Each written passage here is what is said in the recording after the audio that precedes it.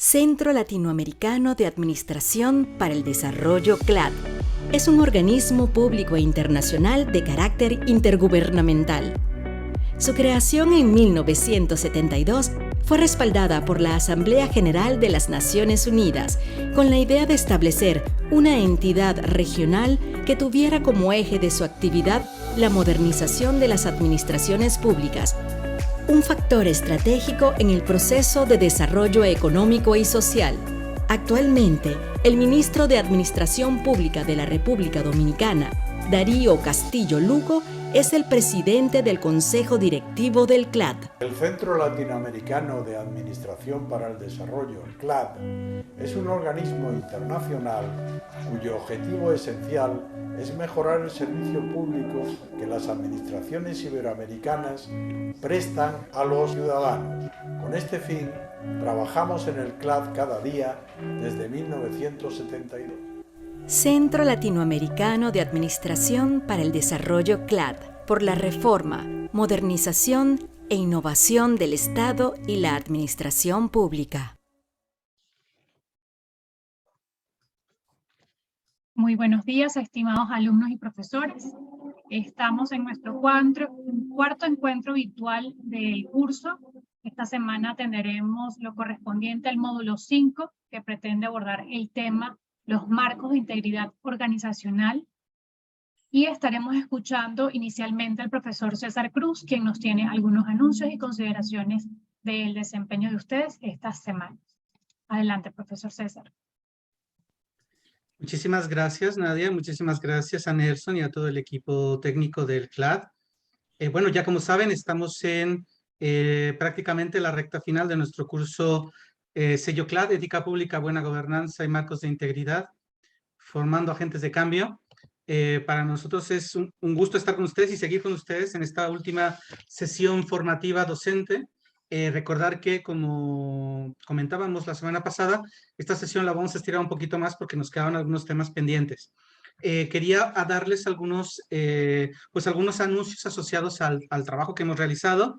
Primero, celebrar con ustedes y darle enhorabuena a todo el trabajo que han ido realizando a lo largo de los foros que ya se han abierto.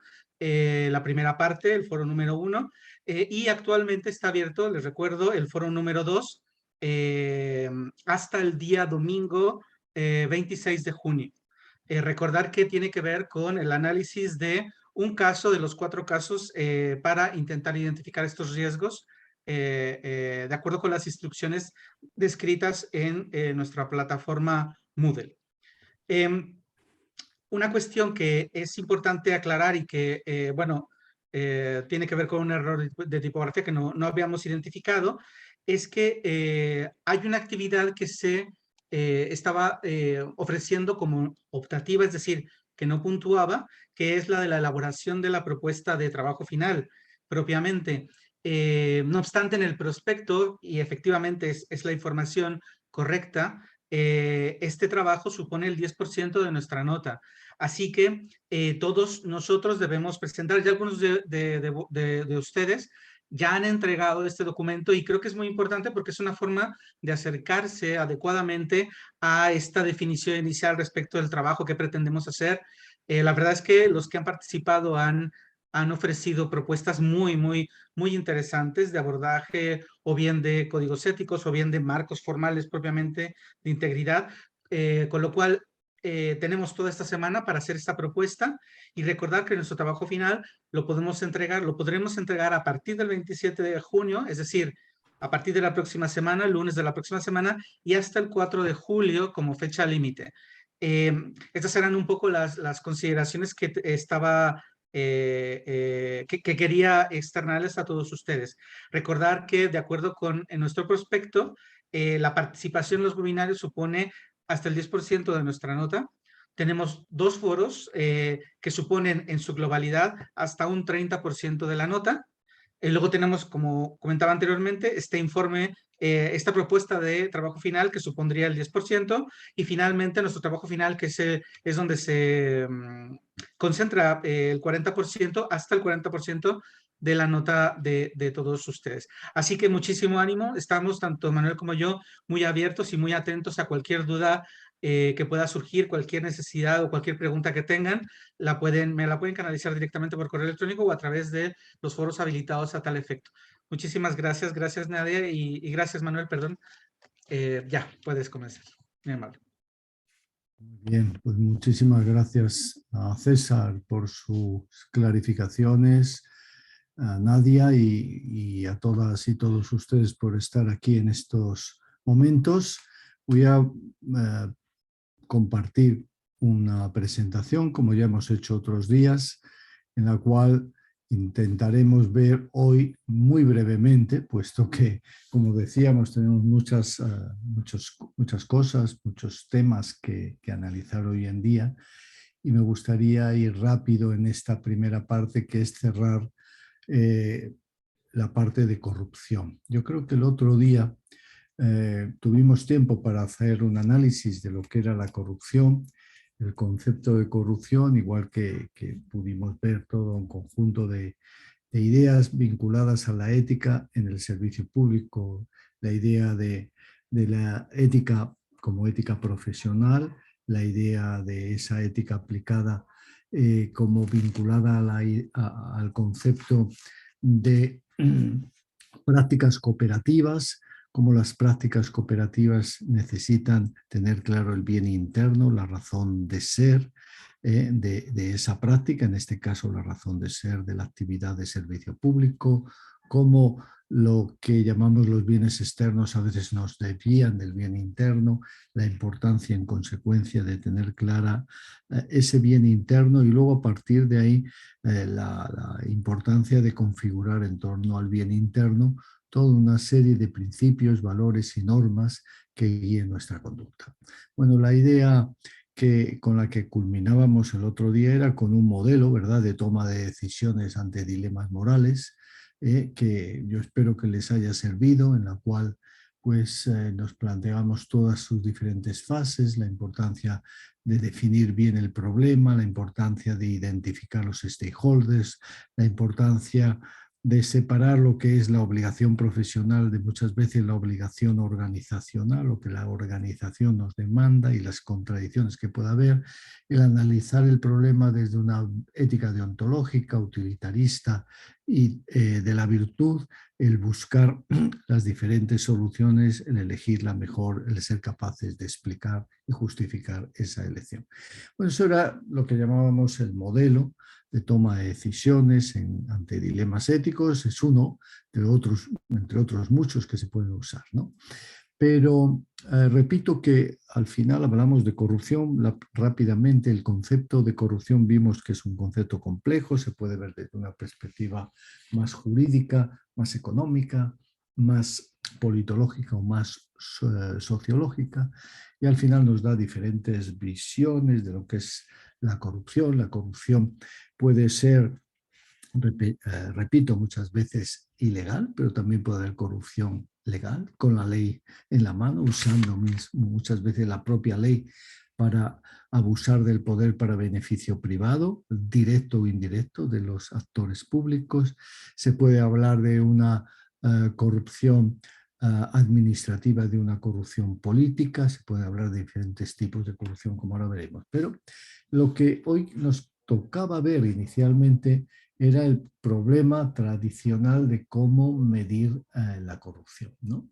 Si uno analiza los datos de Transparencia Internacional a partir de lo que llamamos el índice de percepción de corrupción, que es una de las modalidades de medición de la corrupción, podríamos acabar bastante deprimidos, porque es cierto que el avance en la lucha contra la corrupción está siendo muy lento, en algunos países incluso hay retrocesos importantes, y eso que en el índice de percepción de la corrupción no contamos la corrupción que llamamos legal, ¿verdad?, la captura de políticas y decisiones, sino sobre todo la corrupción más ilícita, ¿no?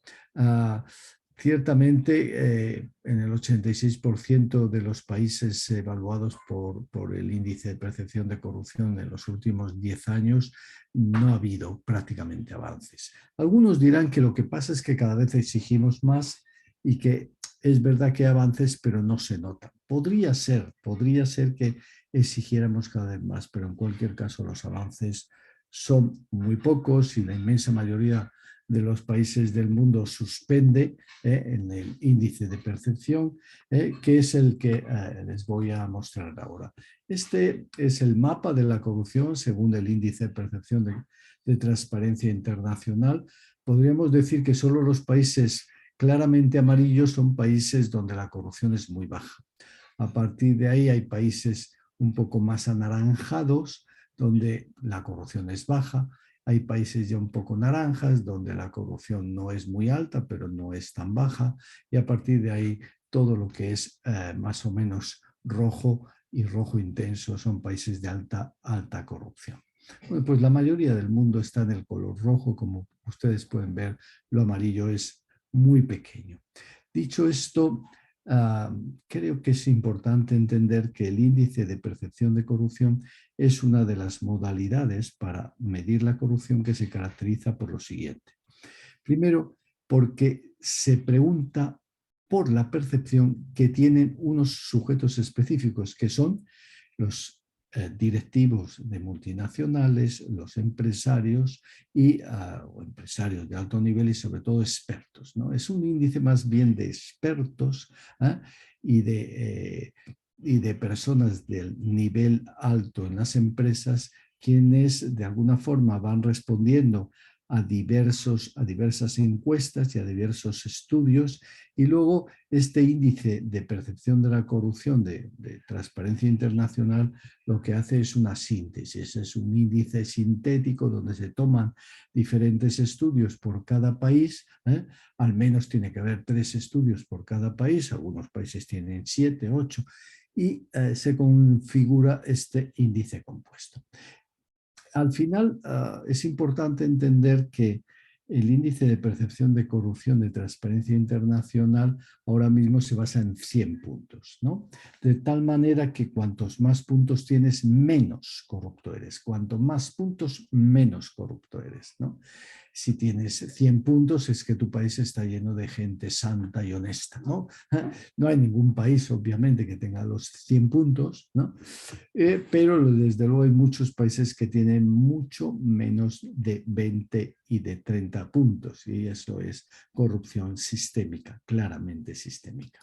Este es el índice de 2021, como ven, 88 puntos es lo máximo que tienen Dinamarca, Finlandia, Nueva Zelanda, Noruega ya está con 85, Singapur, Suecia, Suiza, Países Bajos. Bueno, aquí están lo que llamaríamos los sobresalientes en la lucha contra la corrupción, en la limpieza en la administración pública. A partir de ahí, pues tenemos países con corrupción baja, ¿no? En América Latina el país con corrupción más baja es Uruguay, después es Chile, ¿no? Portugal y España ya estamos en unos niveles de corrupción medio bajos, pero no bajos del todo, como estarían, por ejemplo, Canadá o Irlanda o Austria. Nosotros ya estamos con 60 puntos.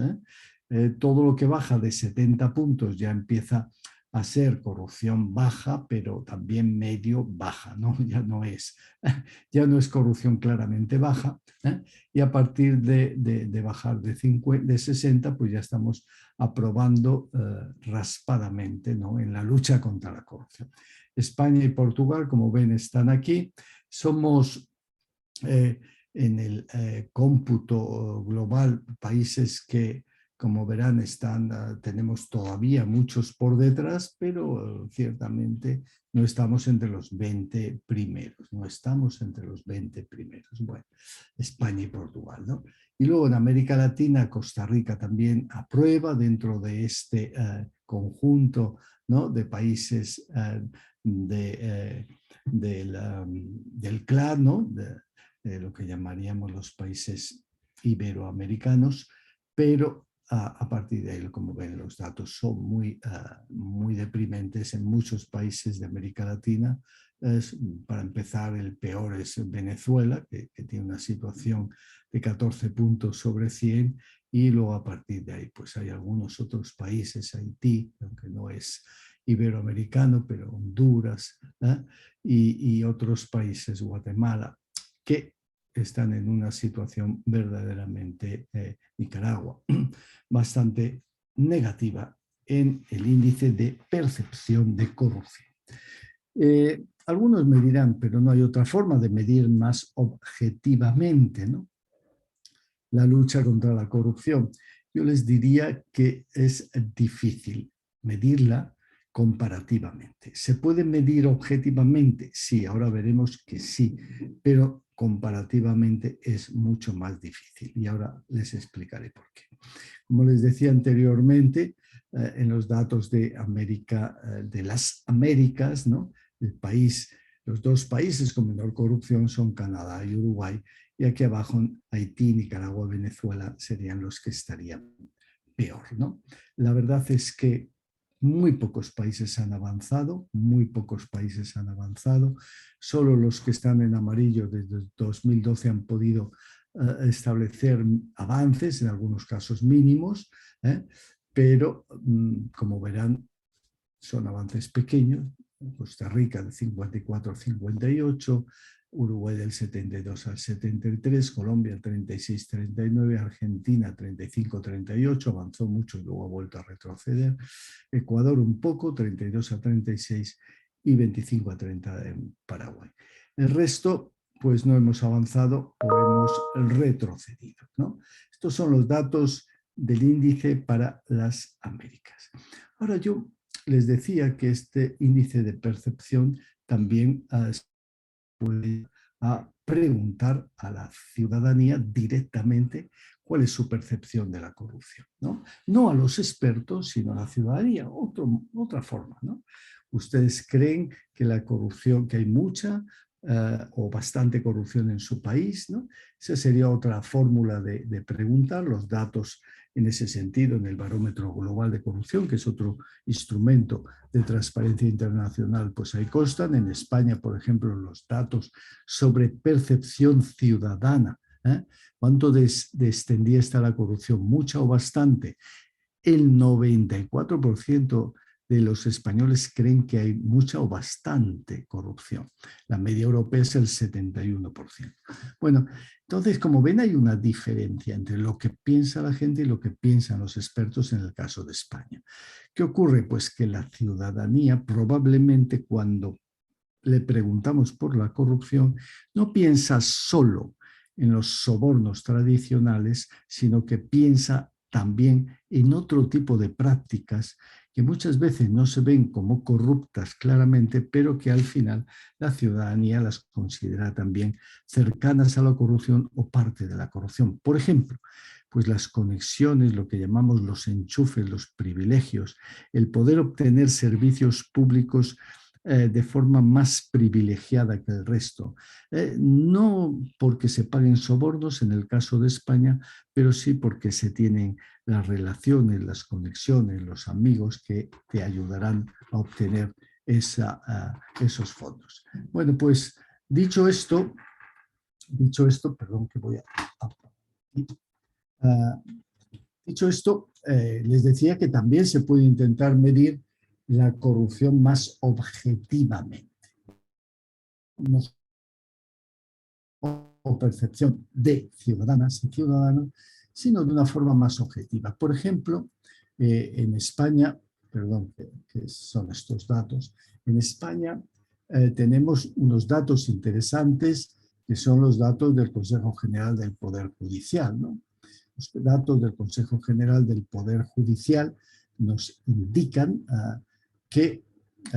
cuántas personas han sido acusadas de corrupción en el último año por diferentes delitos vinculados cercanos a la corrupción. Como verán, en 2015, solo en el tercer y cuarto semestre, que es cuando empieza a hacerse este repositorio, hubo 728 personas, pero a partir de entonces, poco a poco, va bajando. Con lo cual, aunque la ciudadanía considera que hay mucha o bastante corrupción en términos objetivos, basado en los datos del Consejo General del Poder Judicial y de la Fiscalía, no hay tantos casos. En 2021 ha repuntado un poco, los datos son 310, aquí no los tengo los de tercer y cuarto semestre, pero tercer y cuarto trimestre, pero son 310. Bien, otra forma de medir, pero ¿por qué les decía que esto no es fácil hacerlo comparativamente? Porque efectivamente para que tú puedas tener estos datos y para que estos datos sean realmente ilustrativos de la lucha contra la corrupción, tienes que tener un buen sistema judicial y un buen sistema policial y de fiscalía. Los países que tienen una buena fiscalía, una buena policía, detectan, investigan, luchan contra la corrupción y pueden tener muchos casos. Y hay países que a lo mejor, si yo les pregunto cuántas personas han sido acusadas de corrupción en el último año, me dicen 20, 10, 15, cuando el país tiene corrupción sistémica. ¿Cuál es el problema? Pues que en ese país, ciertamente, el problema es que tienen un mal sistema judicial, un mal sistema policial, un mal sistema del Ministerio Público que impide luchar contra la corrupción. Por eso no podemos comparar, ¿no? No podemos comparar los 193 casos en 2020 en España con los datos de algunos otros países que realmente ni computan ni tienen información seria y desde luego países donde la impunidad está garantizada, ¿no? Y finalmente, un método final de medición de la corrupción es preguntar a las personas si han tenido que pagar un soborno o si alguien les ha pedido un soborno. Y bueno, los datos aquí en general de España, nos ponemos aquí, por ejemplo, alguien le ha pedido un soborno. En España estamos en el 2%, el 3%, la media europea el último año era el 9%.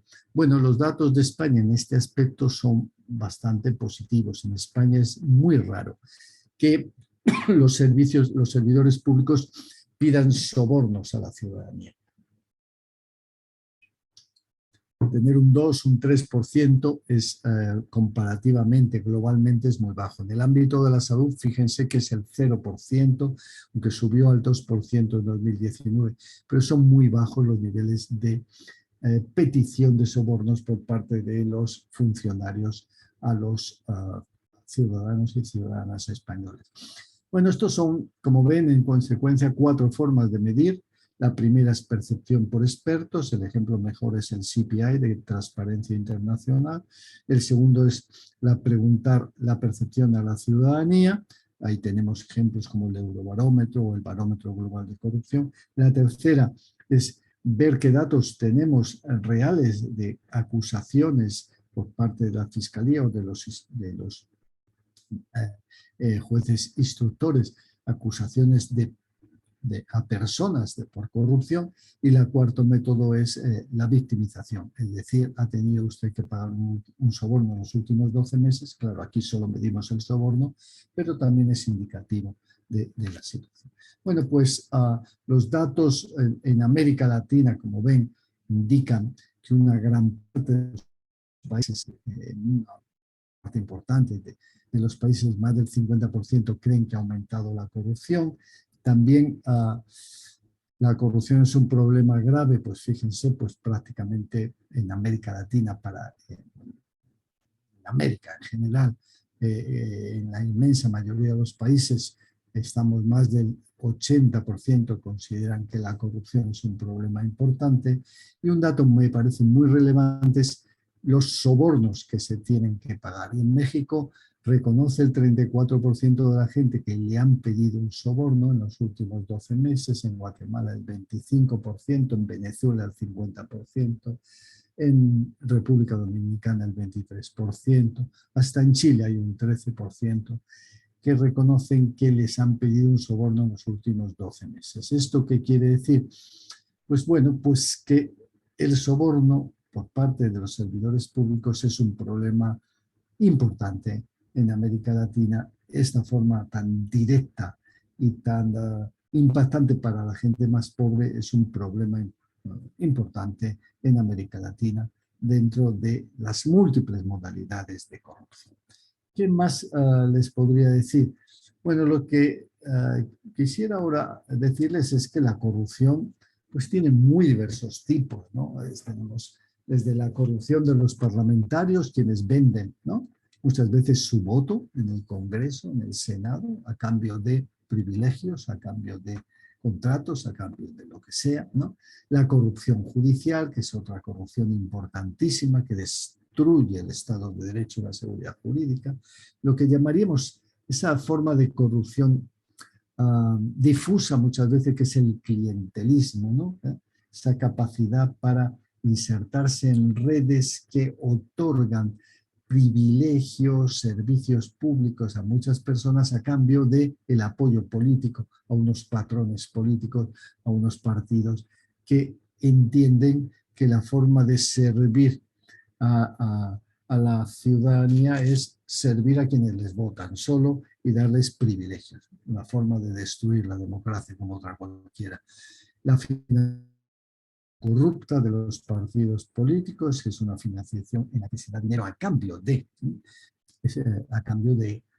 regulaciones, contratos, subvenciones específicas, y es una financiación claramente corrupta. La captura de políticas, de la que hablábamos el otro día, de la capacidad de capturar políticas y decisiones, sobre todo a través de la financiación de campañas de partidos y candidatos, los abusos de poder en general, el abuso de poder generalizado, que tiene luego un beneficio, lógicamente, para los gobernantes, ¿no? Abusar del poder puede ser conocer los datos de personas que financian al partido de la oposición y desde el gobierno proceder a enviar a todas esas personas que han financiado a la oposición a la Inspección de Hacienda para que les ponga multas por no haber pagado impuestos, etc. Eso se ha dado en algunos países. El fraude electoral, sobre todo la compra y venta de votos.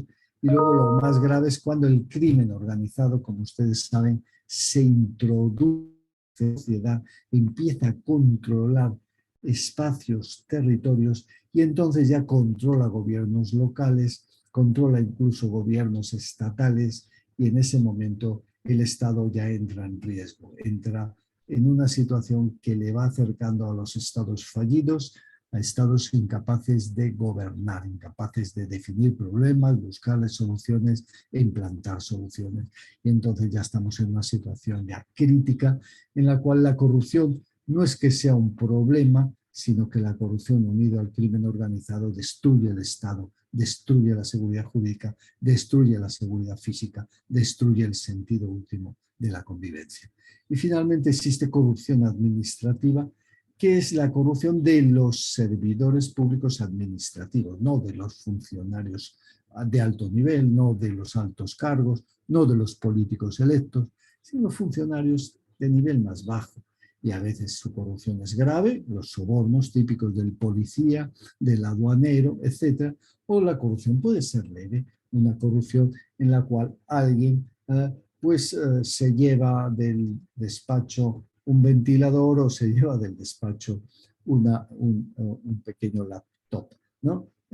Bueno, pues todo ese tipo de circunstancias implican diferentes tipos de corrupción. Si yo les tuviera que decir muy brevemente, porque es de lo que se trata ahora, cuáles serían las causas de la corrupción, yo creo que podríamos estar obviamente días casi hablando de causas de la corrupción, pero a mí me van a permitir que lo haga muy brevemente dado el tiempo que tenemos. Yo les diría que las causas de corrupción son de tres tipos. Primera tipo de causas de corrupción, podríamos llamarlas las culturales.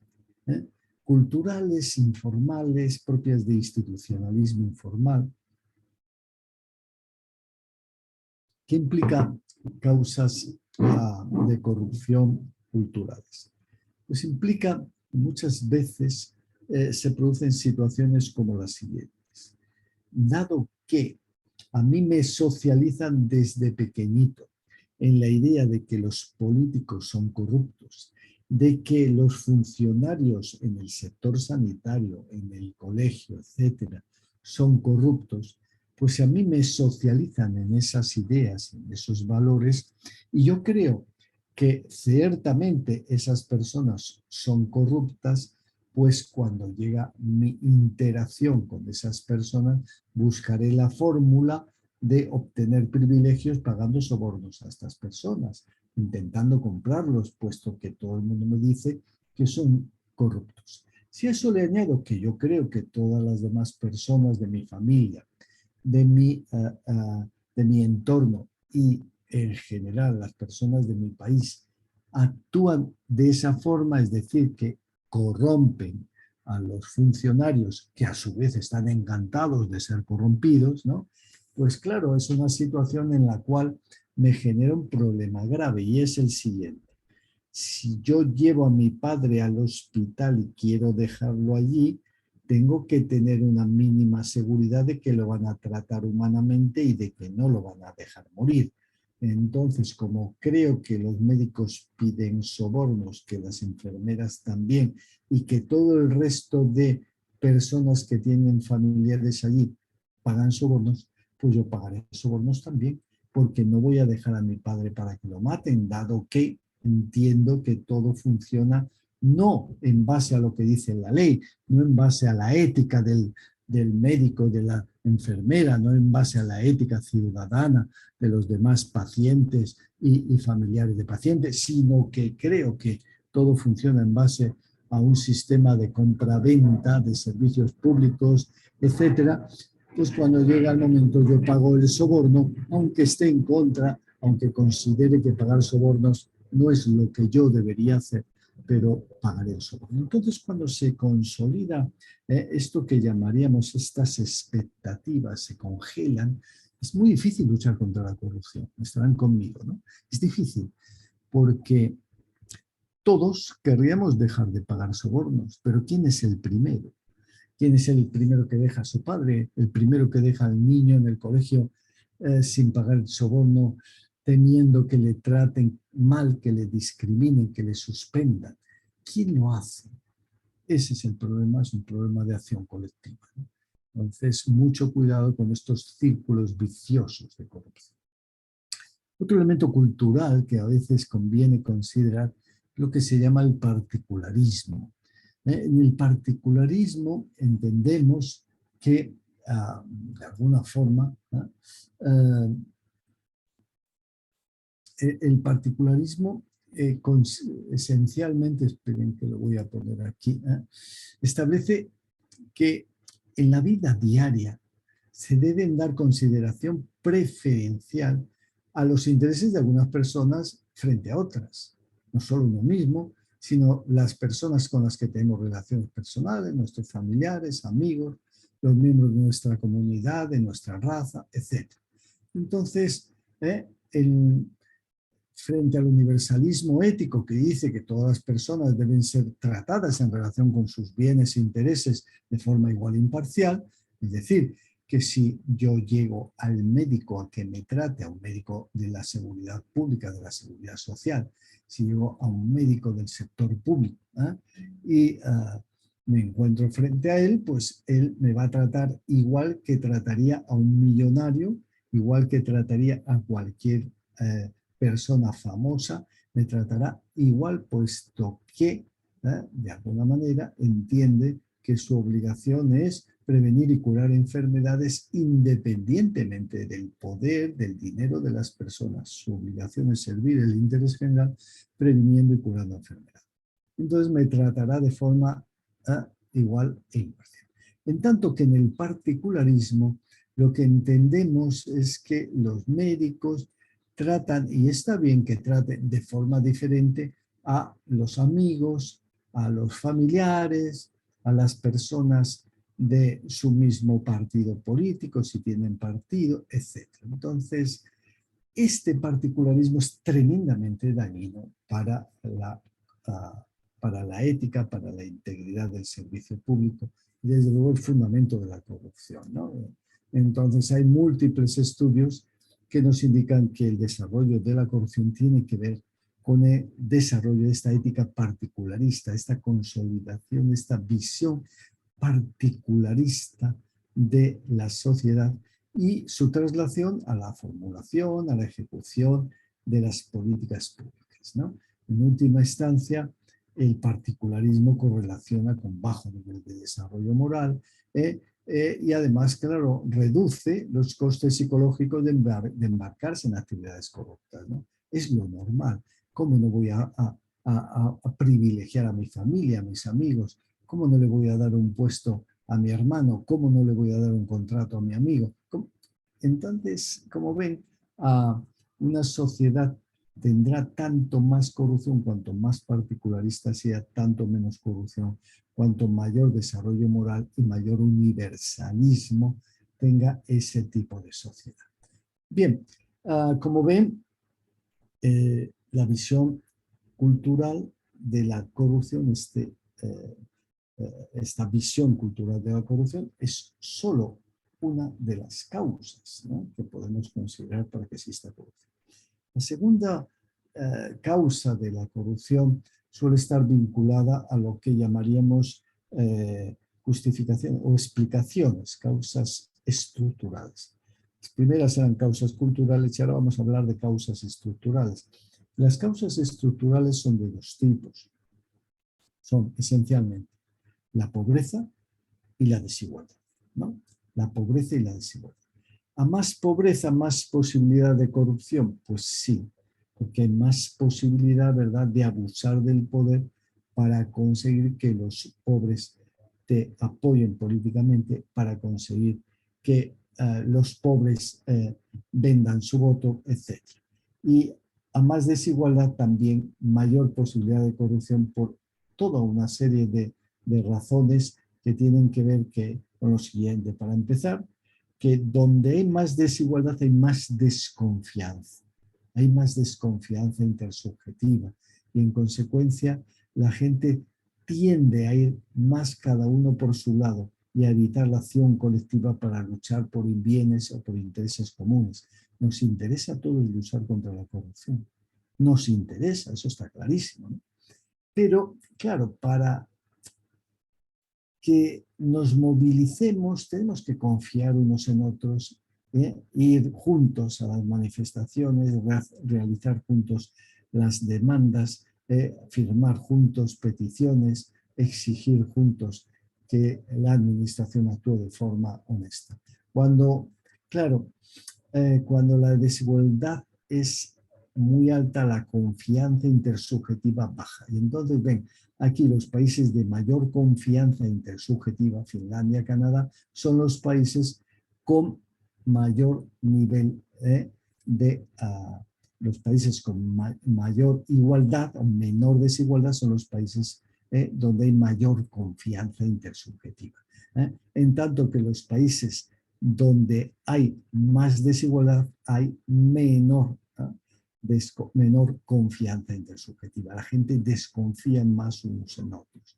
Y como desconfiamos, es más difícil la acción colectiva, luchar juntos por aquello que entendemos que nos beneficia a todos. Consecuencia, desigualdad. La desigualdad es muy negativa para la corrupción. Es muy negativa para la lucha contra la corrupción, es muy negativa para la integridad. ¿Y por qué es negativa la desigualdad? Pues es, para empezar, porque la desigualdad genera desconfianza intersubjetiva. Los países con mayor desigualdad son países donde la desconfianza entre la gente es mayor, ¿no? Y entonces, como verán aquí, al final, la relación o la correlación entre el índice Gini, que es el que mide, como ustedes saben, la desigualdad y la corrupción, pues es alta, hay una correlación de 0,25 y se ve claramente que países más igualitarios tienen menos corrupción, ¿no? Baja corrupción, los países más igualitarios, en tanto que los países más desiguales tienen alta corrupción.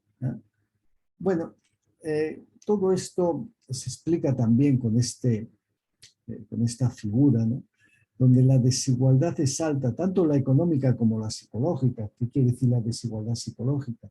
Pues que hay países donde de alguna forma hemos sido socializados en aceptar que hay élites que tienen derecho a mandar, que la ciudadanía no está preparada para gobernarse, que en última instancia hay gente superior y hay gente más inferior. Entonces eso es una desigualdad psicológica, es aceptar esas desigualdades, y eso pues se mide con el índice de distancia del poder, ¿no? Y hay países en consecuencia también con una alta desigualdad económica. Donde la desigualdad es alta, hay una élite económica muy poderosa, ¿no? Muy poderosa, que tiene dos posibilidades de actuar de forma abusiva y en general promocionando la corrupción. La primera es con la captura de decisiones o bien por sobornos directos a políticos relevantes o bien con contribuciones a campañas de forma legal o ilegal. Entonces tienen la capacidad de capturar políticas y decisiones directamente. Tengo tanto dinero, tengo tanto poder económico que me puedo dirigir a ti, político correspondiente, y decir, ¿quieres que te financie la campaña? Te la financio, pero tú me defiendes mis intereses, defiendes la desigualdad existente, defiendes estos privilegios que tengo. Y además, donde hay una élite económica poderosa y además hay pobreza, que es lo normal, pues existe la posibilidad del clientelismo, bien con la compra de votos directamente, bien con el patronazgo en burocracia, que es la posibilidad, ¿verdad?, de dar puestos en el sector público a quienes te ayudan en la campaña, a quienes se ponen a tu servicio en las campañas electorales y en la vida política. ¿Cómo les pagas? Con puestos públicos, ¿no? Entonces, segunda gran componente de lo que llamaríamos las causas de corrupción, la desigualdad y la pobreza, los elementos estructurales. Los primeros, los culturales, los segundos, los estructurales, desigualdad, pobreza, que suelen estar muy unidas. Y el tercer elemento para explicarse la corrupción es lo que denominaríamos las causas institucionales, que es en las que nos centramos esencialmente y las que vamos a ver esencialmente. Causas institucionales es tener una administración, un sistema de ingreso y salida de la administración dominado por los partidos políticos, por el patronazgo, tener un poder judicial que no es independiente, tener unos órganos de control que dependen de los políticos, tener una ausencia de sistemas de rendición de cuentas de los gobiernos, de sus administraciones, tener opacidad en la actuación y en la toma de decisiones públicas, etc. Son rasgos institucionales que llevan a la corrupción. Frente a ello, para luchar contra la corrupción, entonces, ¿qué es lo que hay que hacer? Pues leyes de transparencia, pero que se apliquen con órganos de control de la transparencia de los organismos públicos rigurosos. Hay que garantizar la división de poderes, un poder judicial independiente, necesitamos un poder legislativo que rinde cuentas a los ciudadanos, a sus votantes, etcétera, etcétera, etcétera. Eso sería lo que llamaríamos las reformas institucionales para reducir seriamente la corrupción. Tres tipos de causas y sus diferentes variables. Dicho esto, ¿qué efectos produce la corrupción? Pues en general la corrupción produce efectos económicos, efectos económicos graves, gravísimos en lo que llamaríamos reducción de los ingresos públicos, reducción de la confianza económica, pero también tiene efectos que podríamos denominar institucionales, efectos que tienen que ver con el Estado de Derecho, efectos que tienen que ver con la reducción de la calidad institucional de nuestros países y de nuestro gobierno. Entonces, por ejemplo, la corrupción incentiva el propio clientelismo. Hay dinero para repartir, pues en consecuencia lo uso para consolidar mis redes clientelares. Envilece el voto, puesto que al final la gente vota en función de lo que le dan directamente, no en función del mejor político el mejor gobierno para el país, dificulta la acción de la justicia, ¿no? Hace que la justicia y que el Estado de Derecho funcione mucho peor, puesto que impide o dificulta que los jueces honestos hagan bien su trabajo y, por el contrario, facilita a los jueces corruptos desarrollar su carrera y enriquecerse. Genera la selección adversa de élites, que es pues que al final seleccionamos a los peores. Cuando la corrupción se expande, al final los políticos, ¿quién se dedica a la política? Pues es difícil, si eres honesto, puesto que va a ser muy difícil que juegues con las mismas armas que el resto. Los otros sobornan, los otros roban, los otros amenazan, los otros usan la violencia. Tú quieres actuar honestamente y es muy difícil que en ese contexto tú puedas conseguir avanzar políticamente. Entonces, al final en la política se quedan los peores y los mejores salen del mundo de la política y se dedican a otras cosas. Y todo esto nos lleva a problemas claros en las infraestructuras. Las infraestructuras se hacen mal aposta. Nos gusta ver una carretera que está muy bien asfaltada, ¿verdad? Cuando vamos o salimos de nuestra casa. Pero donde hay corrupción es difícil que eso se mantenga. ¿Por qué? Pues porque al cabo de un tiempo una calle que ha sido asfaltada se va a levantar muy pronto. Y la razón de que se levante el asfalto muy pronto y vuelvan los socavones es que se hacen malas cosas a posta, porque el que da el contrato le dice al que lo recibe, te doy el contrato a cambio de un 3%, pero además, ya sabes, tienes que hacerlo mal, porque así ganas tú más dinero, con malos materiales, y al poco del tiempo volverá a abrirse el socavón y tendremos un nuevo contrato, tú y yo. Malas infraestructuras. Los juegos en este sentido son perversos. Fallos en la energía, fallos energéticos, en el control de la energía eléctrica, etcétera, puesto que las agencias reguladoras son controladas por los regulados, ¿no? Y se produce esa captura, ¿no?, del sistema energético, por ejemplo, en muchos gastos públicos improductivos que no... que se tira el dinero, puesto que lo único que se pretende es repartir beneficios a las redes corruptas. Hay un mercado negro, se disminuyen por ello los ingresos públicos, se destruye la seguridad jurídica, etcétera, etcétera. Y desde la perspectiva económica, entre las muchísimas cosas que podríamos explicar, es que se disparan los costos de transacción, se produce un menor desarrollo, ¿no? Donde hay tanta desconfianza, los costos de transacción lógicamente son mayores y además los datos que nos da el Banco Mundial son bien claros. La corrupción reduce la inversión externa e interna, reduce la tasa de crecimiento. Es un país muy corrupto, por ejemplo, Filipinas, redujera su corrupción a la de un país poco corrupto como Singapur. Esto implicaría para Filipinas ni más ni menos que el incremento como porcentaje del PIB de 6,6 puntos porcentuales. Es decir, que cada año podría conseguir crecer 6,6 puntos de PIB más de lo que crece.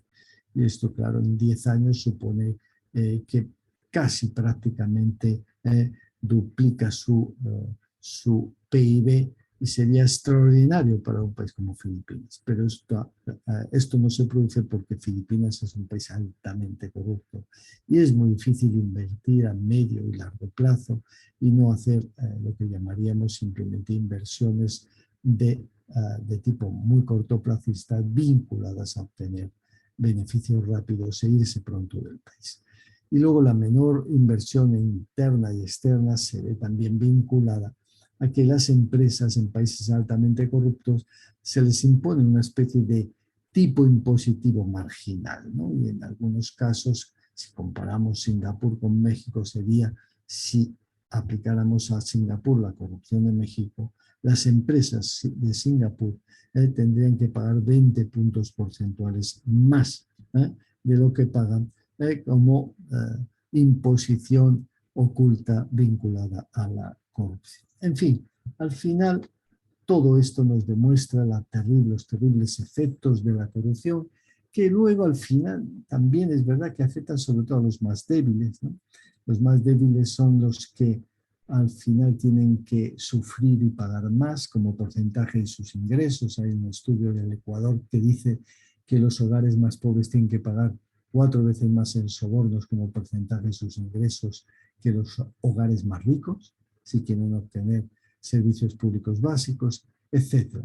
Y se produce lo que llamaríamos la desafección, ¿no? Esa desconfianza en las instituciones democráticas, en las instituciones públicas, que va deteriorando lógicamente la relación entre ciudadanía y Estado. Bueno, pues esto es lo que quería explicaros sobre la corrupción. Para luchar contra la corrupción, lógicamente, hay luego, y a eso vamos ahora, ¿no? Toda una serie de medidas a medio y largo plazo. Sobre todo a largo plazo, luchar contra la corrupción implicaría, por ejemplo, pues obviamente luchar por una sociedad con menor desigualdad, luchar contra la pobreza, transformar culturalmente nuestras sociedades con educación cívica, con formación para la ciudadanía, para que asumieran el compromiso de evitar la corrupción, asumieran la obligación de denunciar la corrupción, etc. Tendríamos que tener mecanismos de calidad democrática, instituciones independientes, sistemas de check and balances adecuados. Son medidas a medio y largo plazo, muy difíciles, ¿verdad?, de implantar precisamente cuando hay corrupción, que es lo que impide que muchas de estas instituciones se desarrollen. Sabemos entonces, tenemos la teoría, ¿verdad?, de cómo luchar contra la corrupción a medio y largo plazo. Lo difícil es conseguir que eso se implemente. Obviamente, en la lucha contra la corrupción es importante, como no, elementos institucionales esenciales, como garantizar la imparcialidad de la administración pública, de lo que ahora hablaremos, donde tenemos una administración pública eficaz, pues las posibilidades de corrupción son mucho menores. En la prevención de la corrupción es fundamental tener un buen sistema penal, o sea, un buen sistema normativo con normas penales, disciplinarias, de contratación, de procedimiento, de conflictos de intereses, etc. Un conjunto de normas bien diseñadas, bien establecidas, bien integradas, que generan ya inicialmente ese efecto, ¿no?, de prevención de la corrupción. Tenemos las bases legales para luchar contra la corrupción, tener códigos de conducta operativos, pero sobre todo me interesa la idea del servicio civil de carrera y la socialización profesional, ¿no? Esto nos lleva a la importancia de la imparcialidad en la administración. Garantizar una administración imparcial, ya de por sí hay estudios que nos dicen que ayuda a luchar contra la pobreza, ¿no? Incrementa la confianza intersubjetiva. Es decir, como ven, atenta contra elementos causales de la corrupción esenciales, como la pobreza y la desigualdad, como la falta de confianza entre la gente. Tiene un papel esencial en la lucha contra la corrupción.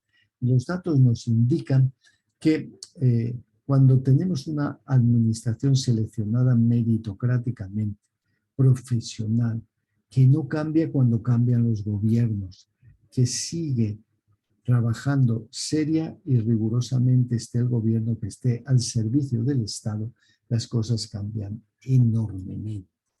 Entonces, sabemos que donde hay calidad del gobierno, también hay más igualdad, menos desigualdad, y sin lugar a dudas, cuando tenemos una administración meritocrática, profesional, eficaz, que es que pueda efectivamente la ley, que no está dominada por los intereses partidistas, los datos nos indican que el control de la corrupción es mucho mejor, ¿no? Y la correlación, como ven, es casi 0.9, brutal.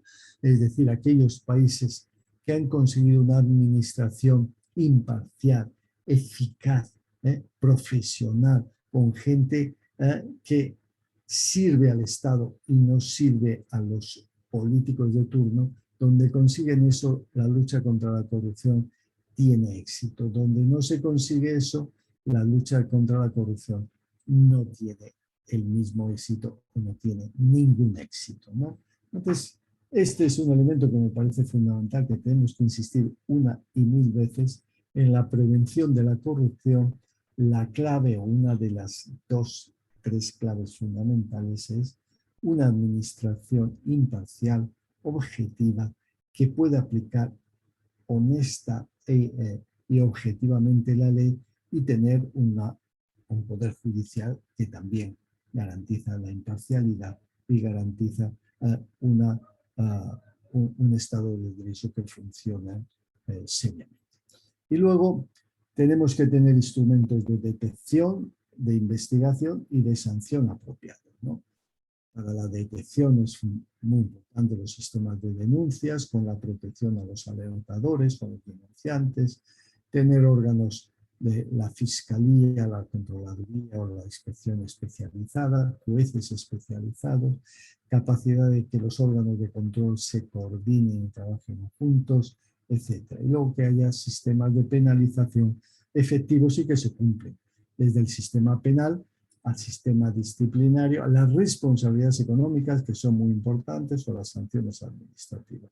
Bueno, con todo esto, permítanme que pase ahora al siguiente elemento, que es ya la integridad y las políticas de integridad y cómo trabaja la integridad en el servicio público. No sé si hay alguna pregunta. Me someto a sus preguntas, si lo tienen a bien.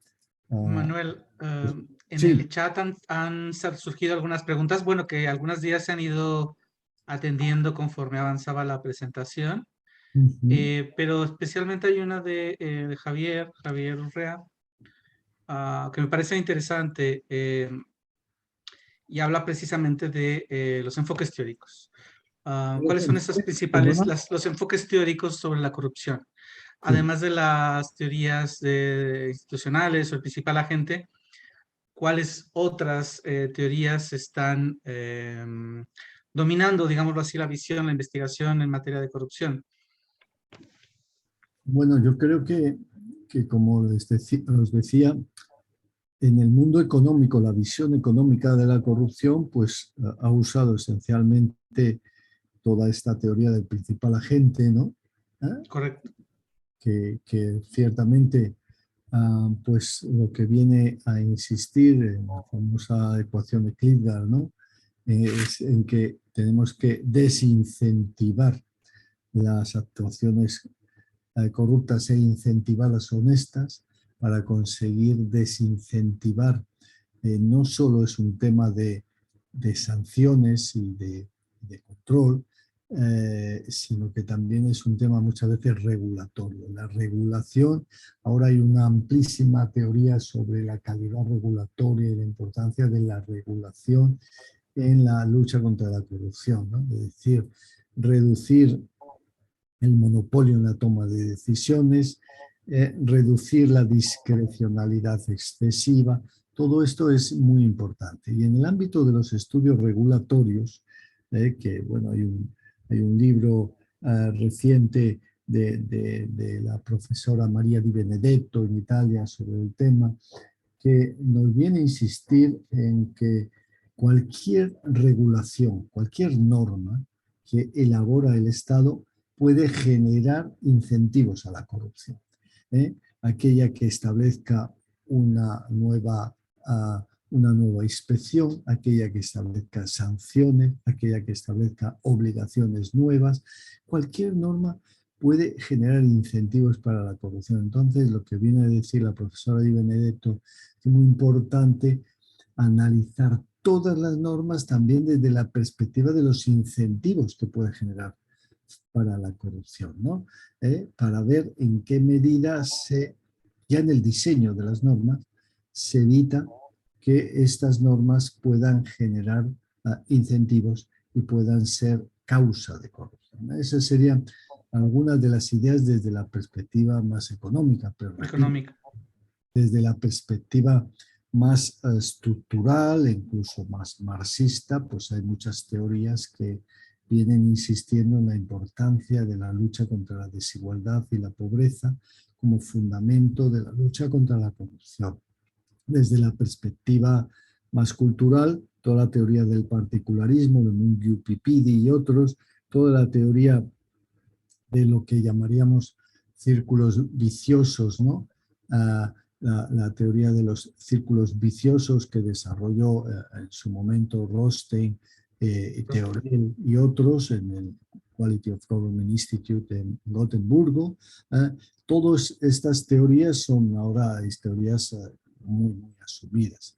Si a eso yo le añadiría algunas otras teorías más recientes, algunas que tienen que ver, por ejemplo, con la importancia de entender dentro de cada país las funciones que cumplen determinados actos corruptos. Estas son estudios mucho más antropológicos y culturalistas, ¿no?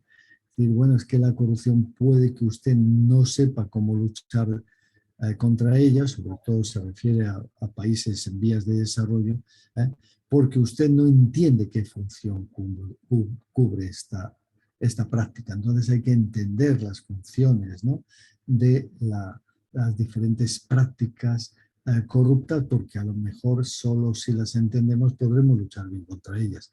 Pero también, por ejemplo, es muy interesante una teoría que ha desarrollado recientemente Paul Haywood, que habla de la importancia no de desarrollar grandes estrategias de lucha contra la corrupción muy amplias y muy abiertas, sino que lo mejor sería ver en cada país a lo mejor qué prácticas corruptas son las que más daño hacen y centrarse en ellas y hacer estrategias mucho más de cirujano, ¿no? Más que quirúrgicas. Exacto, ¿no? Entonces hay muchísimas teorías hoy en día. Y encadena muy bien con un aporte de Daniela Carrizo en esta lección, en el sentido de que cada contexto importa y que es importante también identificar qué es lo que cada actor en concreto, ¿no?, aborda sobre la cuestión asociada a la corrupción y sus causas, ¿no?, como medio para tener un análisis más integrado o más realista de cada país, ¿no? Asociado a metodologías que son más limitadas, ¿no? Evidentemente, analizar la corrupción es una cuestión compleja, muy compleja, porque se trata de algo que no es visible, ¿no? O que no es algo que se presuma, ¿no? O por lo menos en principio no es así, ¿no? sí. Bien, una última pregunta que viene Me de saber Fernando. que está por ahí Daniela también, Sí, una gran funcionaria del gobierno chileno que sabe muchísimo de esto, ¿no? Muy bien. Fernando preguntaba, para salir de una corrupción sistémica de muchos países de América Latina y el Caribe, ¿qué pasos considerarías que se deberían tomar en el tiempo? Es decir, entiendo que se refiere a hacer acciones de mediano a largo plazo. Claro, porque no, yo creo que la clave para salir de la corrupción sistémica muchas veces es la suerte, ¿no? Porque cuando hemos hecho análisis en la búsqueda de buenas prácticas, ¿no? Y bueno, sobre esto hay algún libro, ¿no?, también de Mungiu Pipidi, de Baker, de otros, que vienen indicando, a ver, cuáles serían las buenas prácticas, cuál es el camino a seguir, ¿no?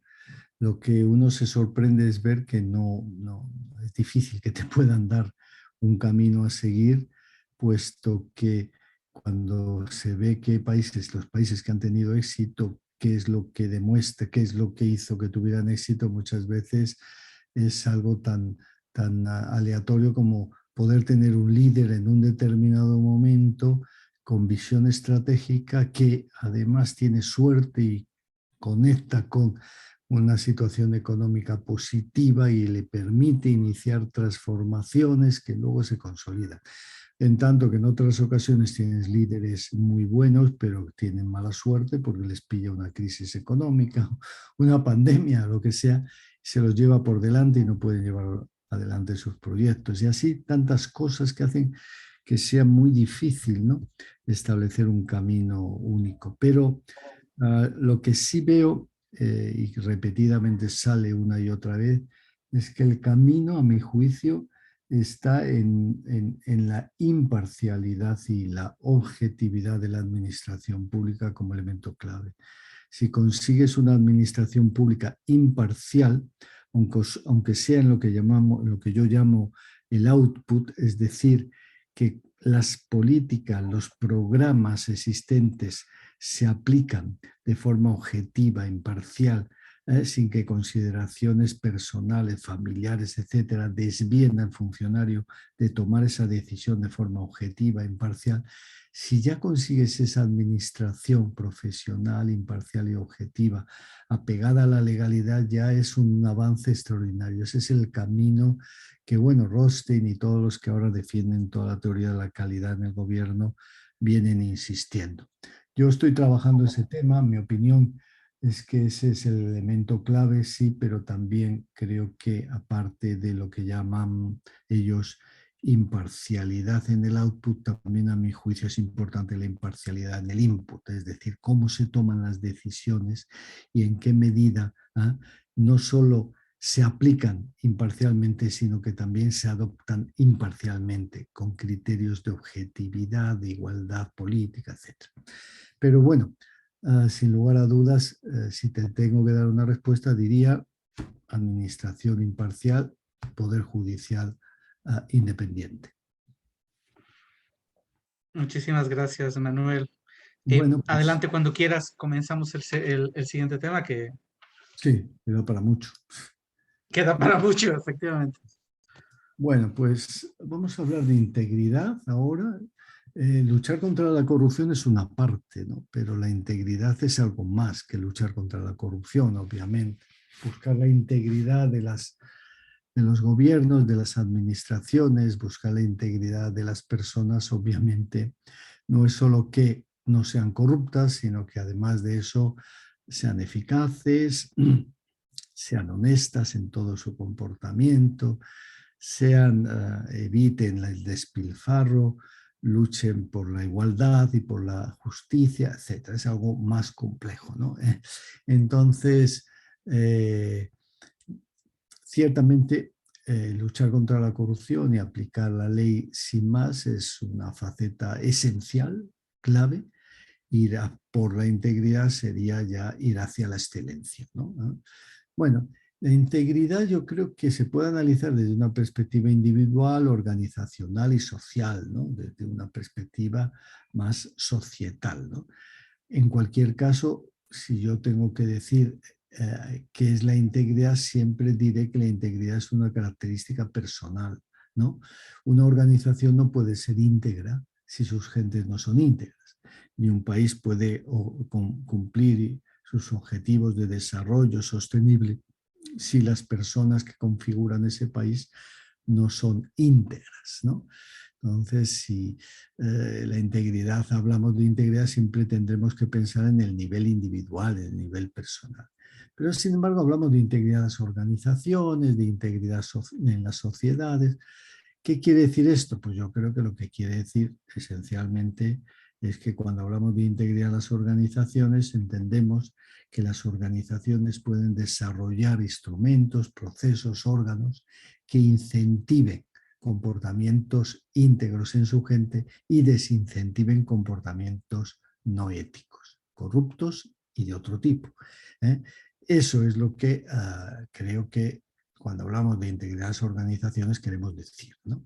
Igualmente las sociedades son íntegras, claro, cuando tienen tienen lo que llamaríamos una concepción de lo bueno, de lo malo, de lo que se puede hacer y de lo que no, que incentiva la cooperación, que incentiva la coordinación, que incentiva prácticas cívicamente positivas, ¿no?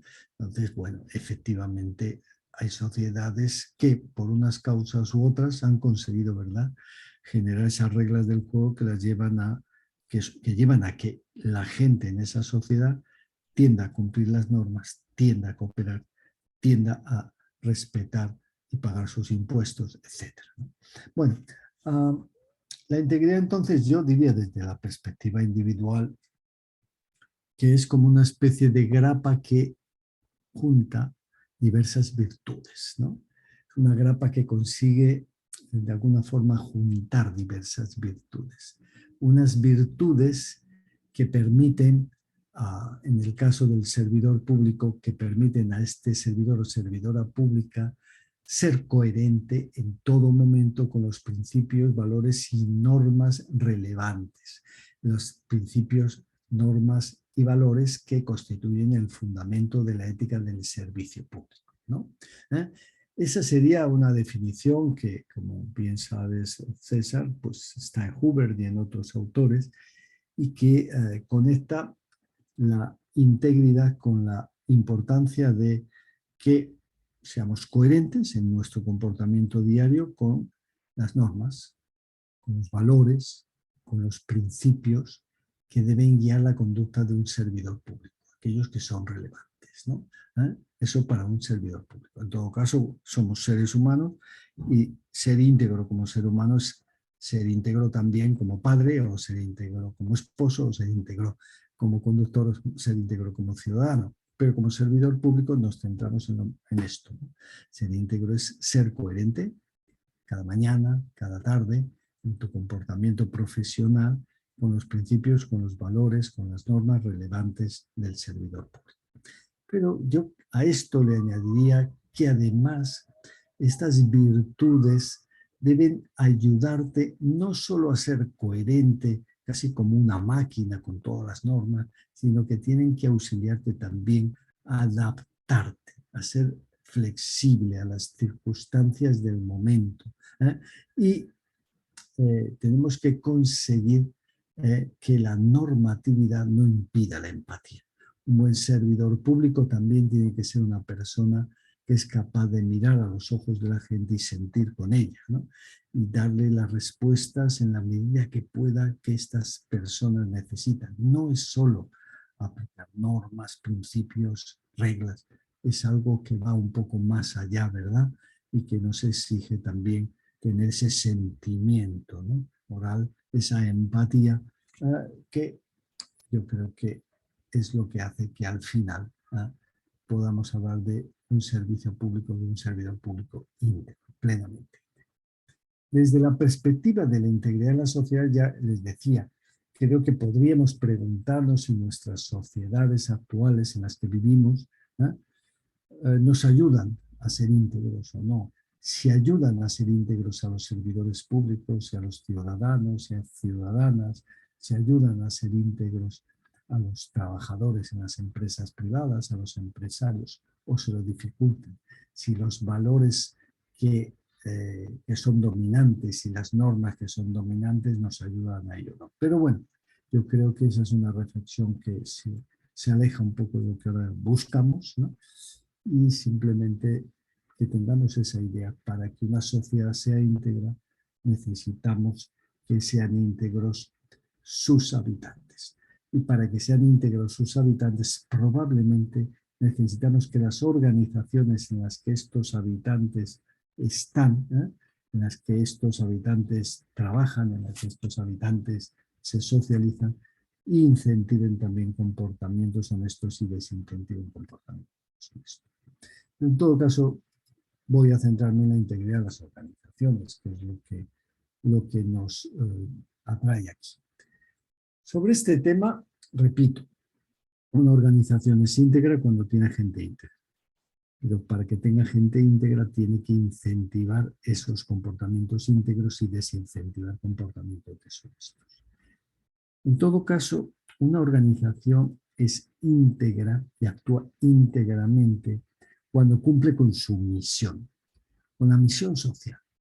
Y en el ámbito de lo público, también de lo privado, pero esencialmente en el ámbito de lo público, es fundamental esta idea.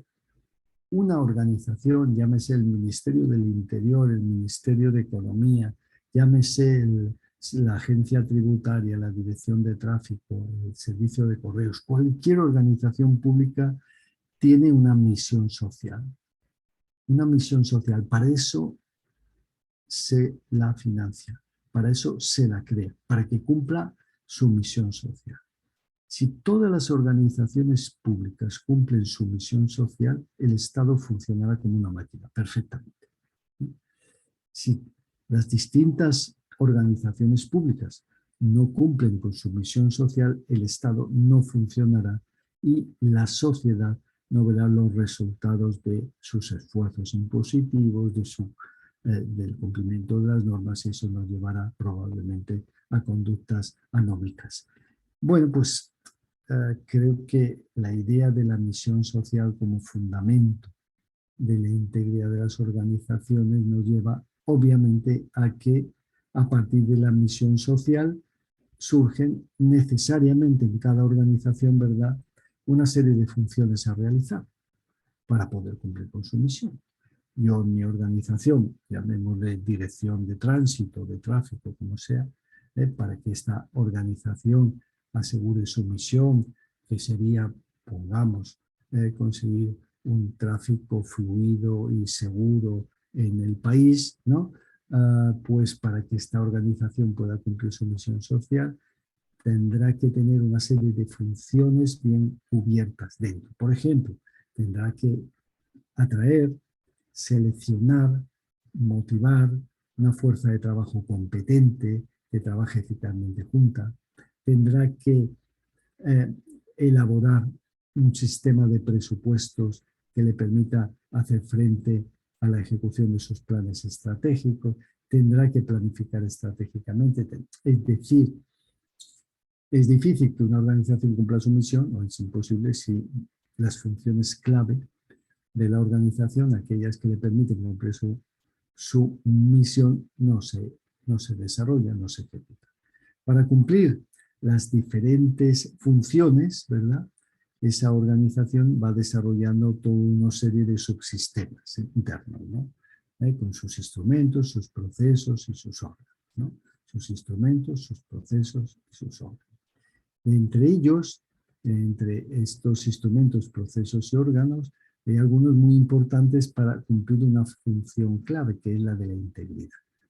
Por ejemplo, tiene que tener códigos éticos, tiene que tener procedimientos para detectar conflictos de intereses, tiene que tener un sistema de inspección interna, comités de ética.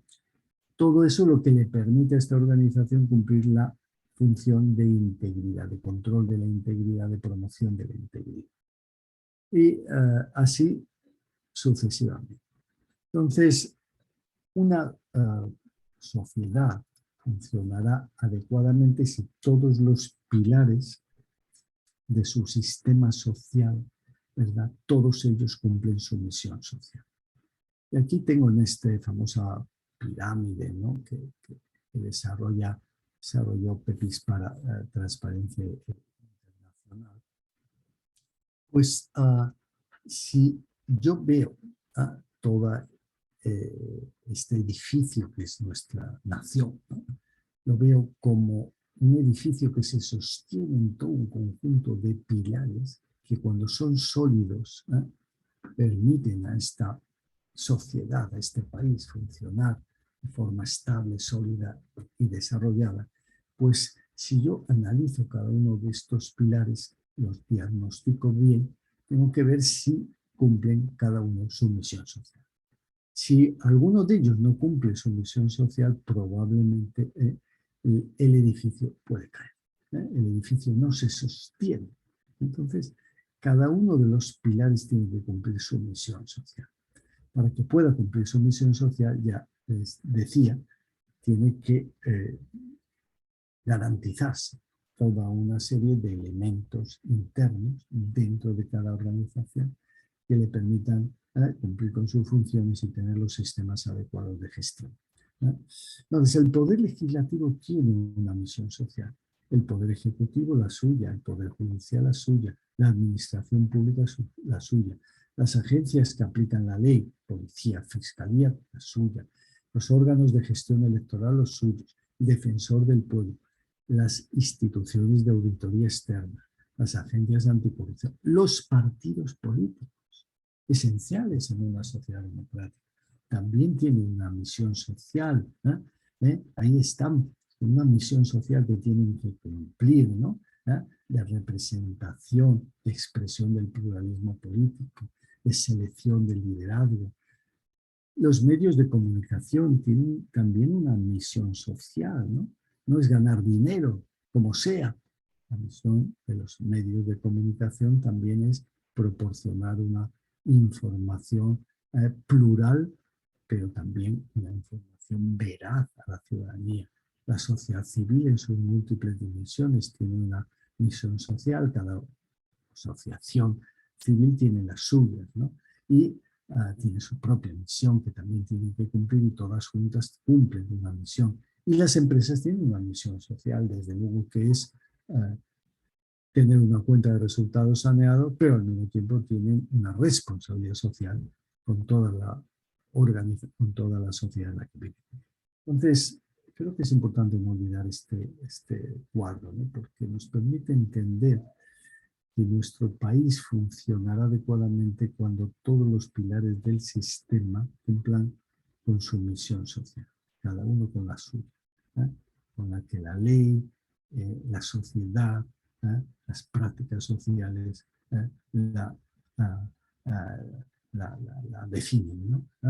En fin, si vamos uno por uno, por el legislativo, ejecutivo, judicial, la administración pública, etc., cada uno de ellos tiene que tener capacidad para hacer su trabajo. Capacidad. Y podríamos hablar de muchísimos elementos, pero obviamente, tanto en la norma como en la práctica, pongamos cualquiera de estos pilares sociales, cualquiera de ellos, podemos ver en qué medida el Poder Judicial de mi país tiene recursos suficientes para actuar con eficacia y eficiencia, en qué medida en la norma y en la práctica tiene recursos económicos, tiene recursos personales, tiene recursos tecnológicos. ¿Y en qué medida tiene independencia? Porque sin independencia en la norma y en la práctica, el Poder Judicial no va a poder cumplir con su función, con su misión social. Y así sucesivamente, en qué medida desarrolla su trabajo con transparencia y estado abierto en la norma y en la práctica. ¿A quién y cómo rinde cuentas? ¿En qué medida tiene sistema de integridad interno? ¿En qué medida tiene códigos éticos? ¿Regula los conflictos de interés?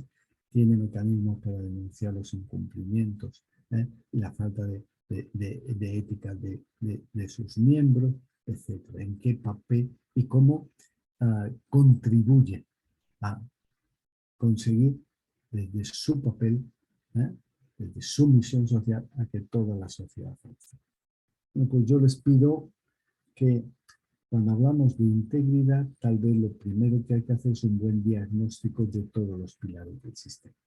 ¿En qué medida en mi país, el Poder Legislativo, el Ejecutivo, el Judicial, etcétera, etcétera, etcétera, tienen, pues lo que aquí decíamos, ¿verdad? Tienen recursos en las normas, en la práctica, independencia o imparcialidad para hacer su trabajo, tienen transparencia y desarrollan sus actividades con transparencia, en qué medida rinden cuentas, en qué medida tienen modelos o sistemas de integridad interno y cómo contribuyen a que la misión de nuestro país se lleve adelante cada uno desde la suya. Bueno, pues una vez que tenemos ese diagnóstico, una vez que evaluamos todos los pilares del sistema, a partir de ahí surgirían lo que llamaríamos las reformas holísticas o globales de integridad. Las reformas holísticas o globales, ¿no? Es decir, aquellas reformas que realmente van a trabajar sobre todos los pilares del sistema y no solo sobre la administración pública, porque nuevamente este edificio con un solo pilar no se sostiene. Si todos los demás están quebrados, por muy bien que funcione la administración pública o el poder ejecutivo y la administración pública, si el legislativo, el judicial, el sistema empresarial está prohibido, está podrido, si los medios de comunicación también, esto no va a funcionar, ¿no? Entonces necesitamos que todos los pilares estén sólidos. Entonces, una vez que yo hago el diagnóstico, habrá un conjunto de reformas holísticas a desarrollar, ¿no?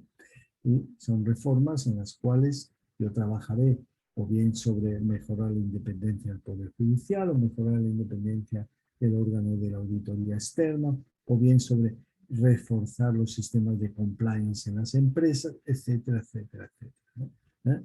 Y al final lo que sí es cierto es que estas estrategias de reforma institucional tienen podríamos decir, tres grandes vertientes. Por una parte, las obvias de cambio político y legislativo, después de analizar todos los pilares del sistema, ¿verdad? Y todas sus debilidades. Creo que hay que hacer nuevas y mejores leyes. Mira, necesitamos una mejor ley de transparencia, una mejor ley de conflictos de interés, una ley que regule los lobbies, una ley que proteja a los alertadores o los denunciantes, etcétera, etcétera, etcétera. Pero tengo que asegurarme que esas leyes se cumplen, que se implementan. Tengo que asegurarme que los procesos que esas leyes generan están bien diseñados, no hay duplicidades, no hay deadlines que no se pueden cumplir, no hay vías muertas. Tengo que analizar todo eso. Y tengo que conseguir en otra vertiente también no solo cambiar las normas, sino también intentar cambiar las conductas, ¿no? Y para cambiar las conductas es importante también que la ciudadanía participe, que haya un activismo creciente anticorrupción, que la acción colectiva florezca, es decir, que cuando hay problemas la gente se mueve, desarrolla actividades de protesta, ¿eh? Que de alguna forma la propia sociedad premia socialmente cuando hay actos políticamente honestos, valientes de reforma, y castiga cuando no hay ese tipo de movimientos políticos de reforma. Y luego, lo más difícil también es esto que llamamos el cambio cognitivo, que es intentar ir cambiando la conciencia de la gente, la conciencia del problema, la importancia de la integridad para conseguir una sociedad que funcione, la importancia de evitar la corrupción, ¿eh? Expandir la preocupación por las conductas corruptas, antiproductivas, ilegales en las administraciones públicas y en todo el sistema social. Todos esos son cambios cognitivos que requieren educación a largo plazo, que requieren que trabajemos desde los colegios, desde los hogares, para conseguir que nuestra sociedad tenga claros esos valores y esos principios, ¿no? Bueno, y finalmente pues habrá que implementar adecuadamente todas estas normas, y para eso se requiere, por ejemplo, medios económicos, humanos, tecnológicos, ¿eh? Tenemos que evitar la fragmentación, saber que cuando estamos implementando algunas de estas leyes, normas, procedimientos, surgen nuevas prioridades, urgencias, y siempre tendremos dificultades para ir cerrando todos los procesos, pero es parte de la vida política que hay que asumir, pero no olvidar que siempre tenemos que tener esa presión por la implementación, por conseguir que los objetivos y metas se definan y que se traduzcan en metas y prioridades particulares en cada organización, ¿eh? Bueno, pues con todo esto paso al último elemento de nuestro curso, que es lo que llamamos el marco de integridad organizacional. Es decir, dicho todo esto, nos metemos en nuestra organización y hemos dicho que toda organización tiene que cumplir su misión social. Que para cumplir su misión social tiene que cumplir toda una serie de funciones, y que cada una de esas funciones necesita un sistema o un subsistema con instrumentos, procesos y órganos adecuados. Y esto es lo que trato de poner en este cuadro que tomo de la OCDE, ¿no? Es decir, nuestra organización tiene un contexto. El contexto nos ayuda a entender dónde estamos y hasta dónde podemos ir, pero nosotros no podemos transformar el contexto, ¿no? El contexto necesita para su transformación que múltiples organizaciones como la nuestra y muchas más se movilicen, hagan bien las cosas, etc. El contexto son los partidos políticos que tenemos en nuestro país, el Parlamento, el sistema judicial, etc. El contexto es el clima ético de nuestra sociedad, ¿no? El desarrollo moral, el sistema, lo que llamaríamos el nivel de cultura, ¿no? De cultura ética y de cultura cívica de nuestra sociedad. Bueno, ese es el contexto. Pero yo en mi organización lo que tengo claro es que tengo, por ejemplo, una función esencial que es la de recursos humanos, la de atraer, la de retener, la de motivar, una fuerza de trabajo competente, una fuerza de trabajo que trabaja eficazmente junta. Para eso tengo una serie de instrumentos, procesos y órganos. En el ámbito de los recursos humanos, ¿qué instrumentos tenemos para todo esto? Pues tenemos instrumentos que van, y que todos son importantes porque todos están interrelacionados, por eso hablo de subsistema o de sistema, un conjunto interdependiente de elementos que cumplen la misma función. Una función esencial para que la organización cumpla con su misión social. Entonces hay toda una serie, ¿verdad?, de instrumentos, procesos y órganos que están ahí y que configuran el sistema, ese conjunto interdependiente de elementos. Entonces, si yo pienso en los recursos humanos, la gestión de recursos humanos, sé que necesito un buen sistema de reclutamiento, unas normas de selección y procedimientos y procesos de selección, normas sobre evaluación de rendimiento y procesos de evaluación de rendimiento. Necesito un sistema retributivo y normas de aplicación del proceso retributivo de forma equitativa y seria. Necesito unos sistemas de formación, etc. Todo lo típico de los instrumentos y procesos de recursos humanos y un órgano dentro de mi organización que se dedique a la gestión de los recursos humanos. Y lo mismo puedo decir de eso, de recursos humanos, que de contratación, que de presupuestación, que de 20.000 cosas. Para que mi organización cumpla su misión necesita cumplir con toda una serie de funciones y para eso surgen toda una serie de subsistemas. Pero yo lo que quiero decirles, y esta es la clave, ¿no? Repito, lo que quiero decirles, y esta es la clave, es que necesitamos también cumplir con la función de promover la integridad. Y para promover la integridad necesitamos crear un sistema de integridad dentro de nuestra organización. La función de integridad es tan importante como la función de recursos humanos, como la función de contratación, como la función de lo que sea dentro de cada organización, de regulación, etc. Y tiene sus instrumentos, sus procesos y sus órganos. Y como es un sistema, es un conjunto interdependiente de elementos que todos están interrelacionados y cumplen la misma función.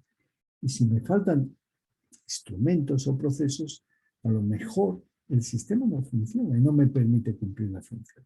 Por eso yo creo que hay que ver el sistema de integridad en su conjunto. ¿Qué implica esto? Pues implica, en primer lugar, que hay que determinar y definir la integridad. Determinar y definir la integridad. ¿Qué quiere decir eso? Pues que tenemos que tener códigos éticos en nuestras organizaciones que nos determinen y definan la integridad. Que necesitamos tener encuestas de clima ético que también nos digan de dónde partimos y cómo vamos mejorando en la construcción de integridad. Encuestas de clima ético no son encuestas de clima laboral, son de clima ético, es preguntar a la gente su percepción sobre los temas de integridad. ¿Existe un código ético? ¿Lo conoce usted? ¿Cree que se respeta? ¿Le dan formación en ética, en el código ético? ¿Cree que se gestionan adecuadamente los conflictos de interés? ¿Sabe lo que es un conflicto de interés? ¿Conoce áreas donde puede haber corrupción en su organización? ¿Dónde están estas áreas? ¿Por qué cree usted? En fin, una encuesta de clima ético depende, puede ser muy extensa, menos extensa, pero necesitamos encuestas de clima. ¿Para qué? Para determinar y definir la integridad. Pero además necesitamos guiar hacia la integridad. ¿Cómo guiamos hacia la integridad? La guía hacia la integridad exige, para empezar, formación. Tenemos que identificar necesidades formativas, tendremos, cómo no, que establecer una segmentación de clientes internos y tendremos que hacer para cada tipo de clientes la formación en integridad que necesita. Para el que acaba de entrar, para todos los que entran nuevo, una formación básica. Para los que se dedican al área de control, una formación muy desarrollada. Para los directivos, una formación específica para directivos, etc. Formación. Segundo, necesitamos socializar en la integridad y eso implica desarrollar toda una serie de prácticas internas en las que se debata, se juegue, se hagan actividades dentro de nuestra organización que ayuden a que la gente se socialice, ¿no? En estas prácticas y en estos problemas y asuma la importancia de actuar éticamente. Tenemos que tener sistemas de consulta. Alguien que tiene una duda tiene que saber a dónde dirigirse.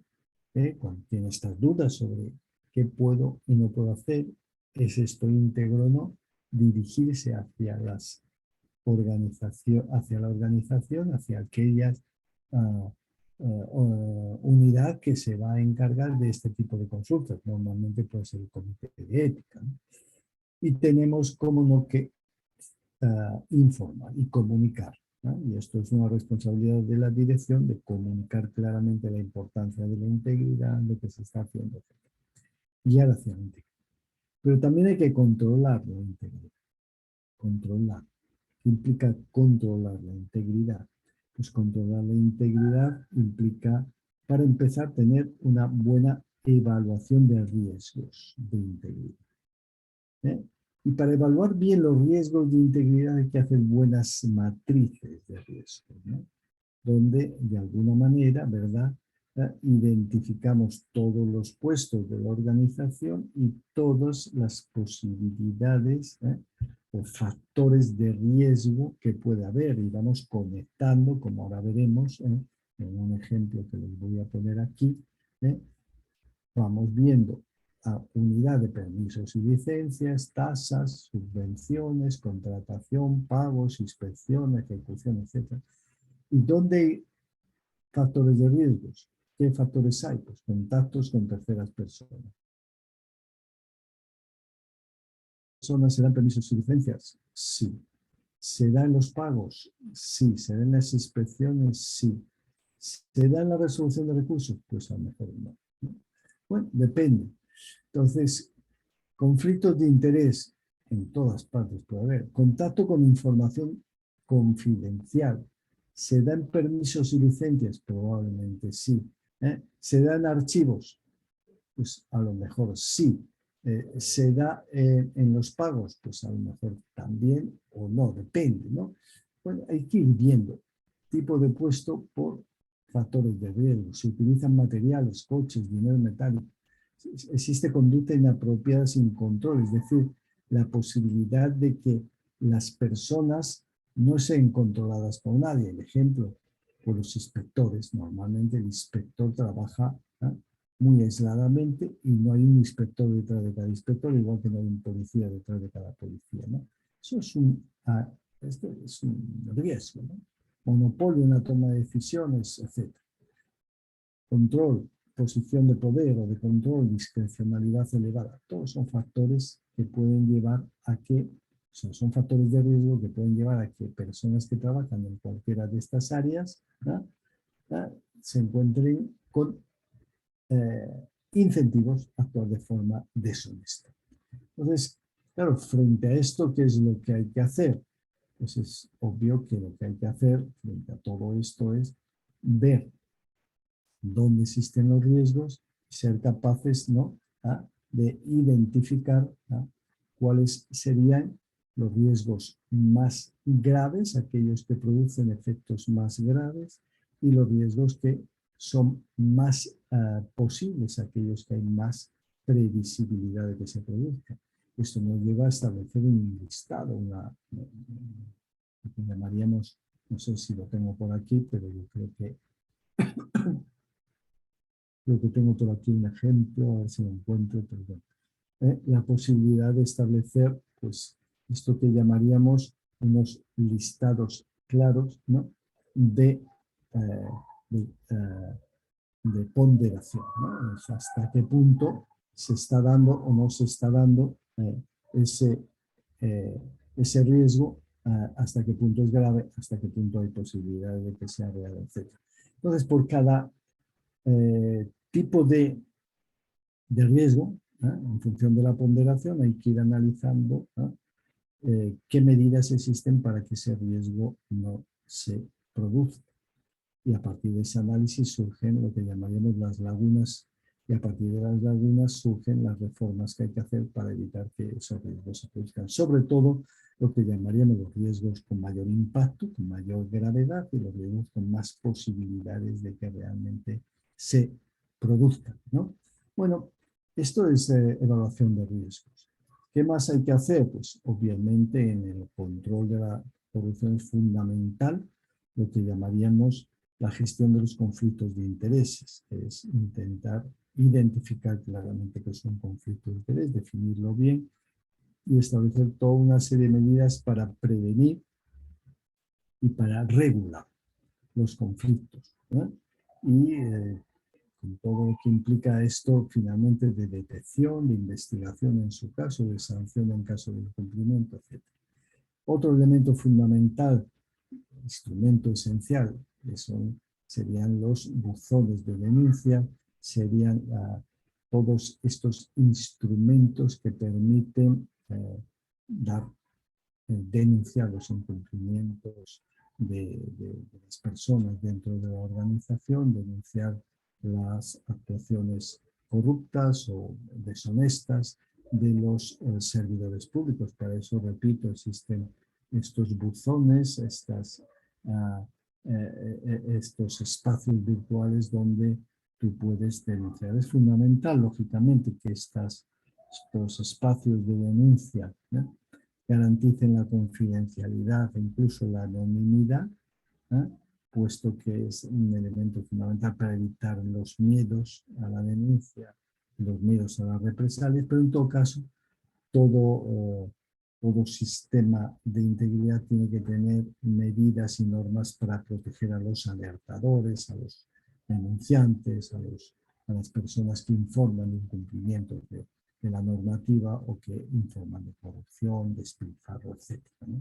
Entonces, necesitamos controlar. Y para eso exige también, es fundamental tener lo que llamaríamos un servicio de inspección interna, con unos planes de inspección interna bien definidos, etc.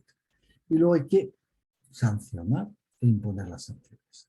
Cuando hay unos incumplimientos, hay que abrir los mecanismos correspondientes de investigación y si efectivamente se han dado los incumplimientos a la integridad, es necesario sancionar e imponer las sanciones de forma clara para cada cierto tiempo evaluar en qué medida nuestro sistema o subsistema de integridad cumple con su función de promover la integridad de nuestra organización, etc.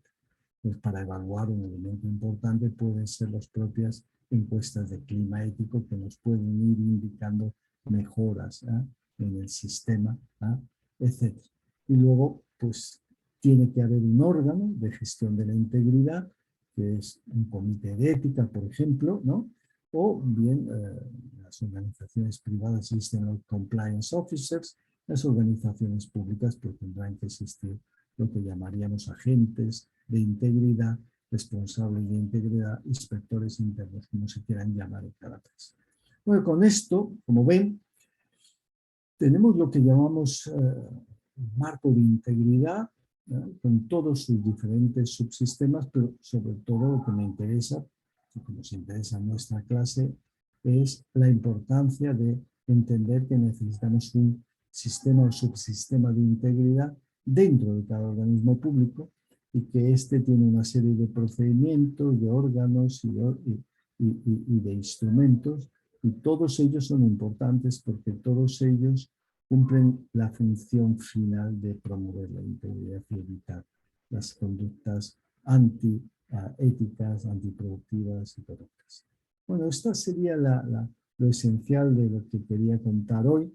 A partir de ahí, nuevamente, podemos desarrollar temas específicos sobre conflictos de interés, sobre evaluación de riesgos, sobre lo que ustedes quieran, y me someto a preguntas, comentarios, ¿no? Si están aquí, si siguen ahí, espero que sí, después de tanto tiempo, pues aquí estamos a su disposición. Muchísimas gracias, Manuel. Richard preguntó una cuestión que creo que es interesante. Bueno, está claro que se trata de variables que operan independientemente. Él menciona, me llamó la atención que en el cuadro de texto del material que se nos brindó pareciera que existe alguna ligazón o vínculo entre la probabilidad con la de impacto asociado a los riesgos. Cuando personalmente creo que no es así. Le estaba respondiendo justo ahora, en realidad se trata de dimensiones que operan independientemente, es decir, puede haber un mayor o menor riesgo potencial de ocurrencia y puede haber un mayor o menor impacto potencial asociado a cada riesgo. Y es en función de estas dos dimensiones cuando se puede, digámoslo así, determinar si un riesgo es alto, es elevado, o lo es medio o lo es bajo, ¿no? En función efectivamente de esa matriz de riesgos que tengas planteada. Claro.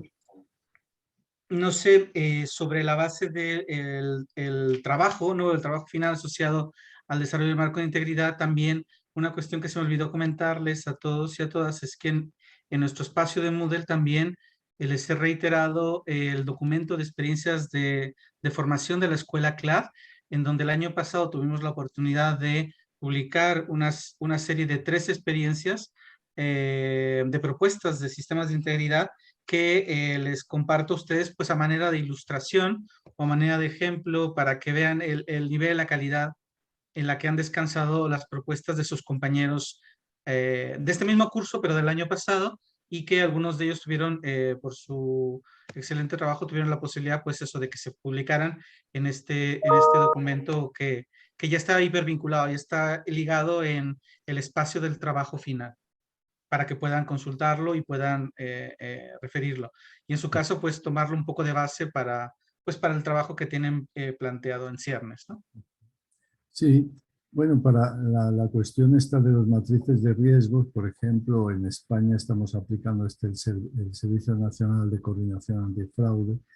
En el marco de nuestros proyectos europeos tenemos este modelo, ¿no? En el cual hay una autoevaluación con una herramienta semafórica verde, amarillo y rojo, en función de qué, del impacto del riesgo sobre la organización, sobre su reputación, sobre el cumplimiento de los objetivos. El impacto puede ser gravísimo, grave, medio, leve o muy leve, ¿no?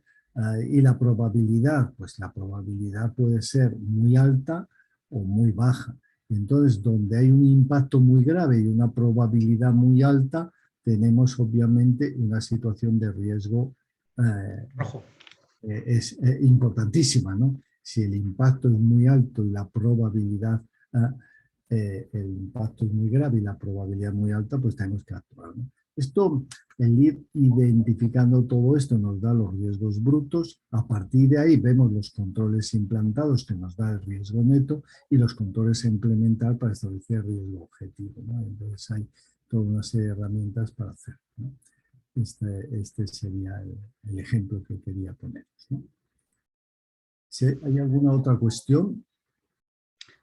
Me parece que no, ya están atendidas todas las cuestiones que se han vertido, a menos que haya surgido alguna en el chat, en redes sociales o aparte, por correo electrónico. Nadia, no te escuchamos. Hola. ¿Sí? Hola. Se está conectando el audio, Nadia. Ah, vale, Nadia, perfecto. A ver.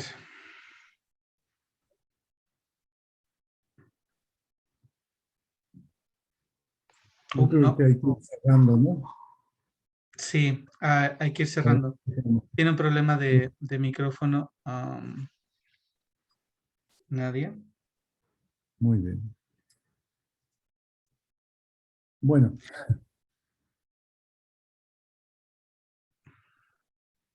Nos hemos pasado, ¿no? Un poquito. Sí, un de hora. poquito. Richard pregunta si el PowerPoint está disponible. Sí, lo tienes en formato PDF. Puedes descargártelo, el PowerPoint, desde el espacio de Moodle. En la sesión de hoy, precisamente, la del 20 de junio. Allí puedes descargar. Sí, perfecto. Ahora. Ya estamos de vuelta. Nada, agradecerles la participación a todos nuestros estudiantes y a ustedes, profesores, por esta clase, donde se atendieron los asuntos tanto pendientes como un abordaje del tema que correspondía el día de hoy. Nada, recordarles los aspectos logísticos, tal cual como usted lo mencionó, profesor César. Van a tener en el espacio de Moodle 3 lecturas obligatorias.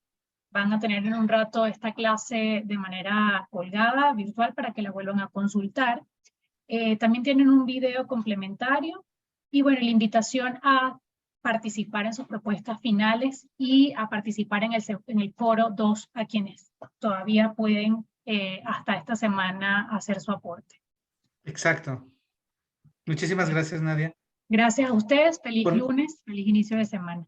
Por nuestra parte, finalmente reiterarles que estamos a disposición, enviarnos un correo electrónico si hay dudas y participar en el trabajo asociado a la propuesta, a la propuesta de diseño asociada a su trabajo final. Muchísimas gracias a Nadia y al equipo CLAD. Muy bien. Hasta la próxima semana. Hasta luego. Centro Latinoamericano de Administración para el Desarrollo CLAD. Es un organismo público e internacional de carácter intergubernamental. Su creación en 1972 fue respaldada por la Asamblea General de las Naciones Unidas con la idea de establecer una entidad regional que tuviera como eje de su actividad la modernización de las administraciones públicas, un factor estratégico en el proceso de desarrollo económico y social. Centro Latinoamericano de Administración para el Desarrollo CLAD, por la reforma, modernización e innovación del Estado y la administración pública.